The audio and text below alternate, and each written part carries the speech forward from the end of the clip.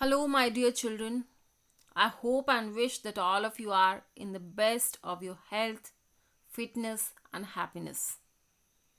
I'm Brinda Sharma. I'm back here with poem 2 from the course book Honeysuckle for Standard 6. The poem that I'm going to explain today is very interesting and inspirational as well. This is about something that not only children but grown ups are also fond of. Yeah, it is about kite flying. All of us like to fly kites, and I hope all of you must have sometime tried flying kites and enjoyed it. So now you know the title of the poem, that is The Kite by Harry Ben. It gives an account of the life journey of a kite. There is a clear distinction between how it looks in the beginning and what condition it is in by the end of its journey,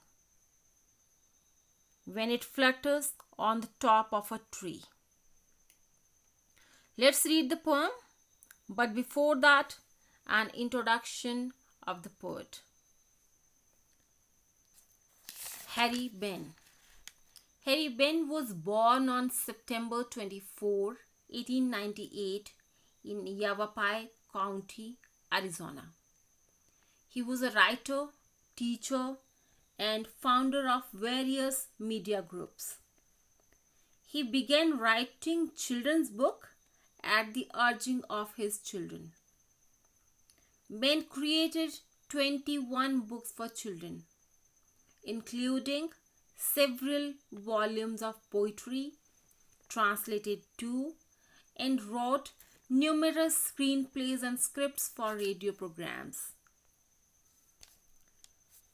Next is the theme of the poem. This is a short, melodious poem written for children.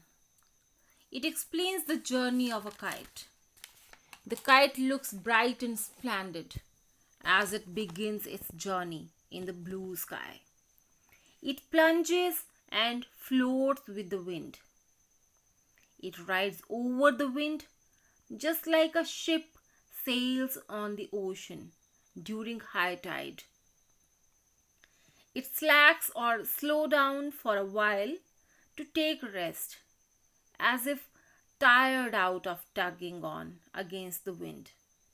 But it once again rises higher up in the sky. But it loses all its loveliness and attraction when it gets tangled amidst the branches of a tree, and it flaps on its string to be free. Thus ends the journey of a kite. Now the poem. How bright on the blue is a kite when it's new. With a dive and a dip, it snaps its tail, then soars like a ship with only a sail. As over tides of wind it rides, climbs to the crest of a gust and pulls, then seems to rest as wind falls. Explanation. A kite looks lovely and bright due to its brilliant colors and majestic look against the blue sky. As it begins its journey, it takes a plunge and bends sideways and snaps its tail, producing a cracking sound. Then it floats higher up in the sky along the wind and glides smoothly. It flies with softness and force together at the same time. It rides over the wind just like a ship. When its sails catch wind and it sails over the waves during the high tide. As soon as the wind drops down, the kite also slacks or slows down, as if to take rest. due to a lot of tugging on against the wind. Stanza 3. When string goes slack, you wind it back and run until a new breeze blows, and its wings fill and up it goes. How bright on the blue is a kite when it's new, but a raggeder thing you will never see when it flaps on a string in the top of a tree. As soon as the string loosens, the kite flyer winds it back on the spool and runs until a new gust of wind, a favorable breeze blows and uplifts the kite to the new heights. But the same kite that was so beautiful, bright, and splendid in the beginning of its journey loses its grandeur when its string gets tangled in the top of a tree. It then looks shabby and worn out and loses all its brilliance and elegance. Thus ends the journey of a kite that commenced from the land, rose up to the heights of the blue sky, and dropped down to a treetop in the end. Here comes the exercise, and first of all, the new words, the words and meanings. The blue. The blue here doesn't mean a color, it means the sky.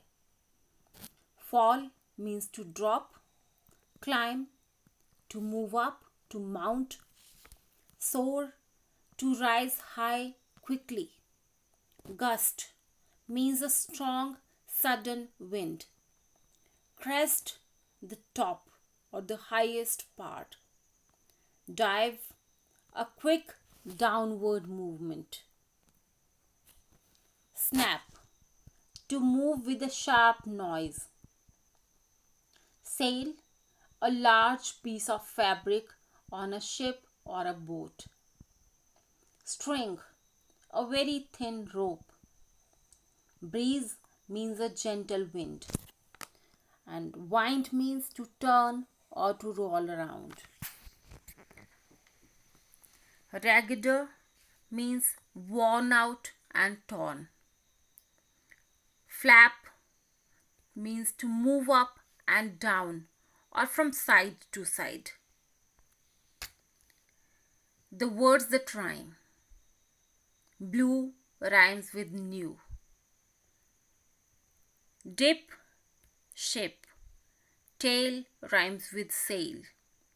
Tides, rides. Crest, rest. Slack, back. Until, fill. Blows, goes. Blue, new. Thing, string. And sea, tree. Now the fill in the blanks with suitable action words from the poem. We have already done the action words in the grammar section. Action words means the verbs. A new kite looks bright and beautiful. The action word here is looks. B. It snaps its tail and dives into the wind.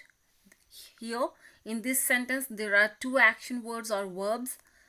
They are snaps and dives. C. The kite climbs to the crest of a gust of wind.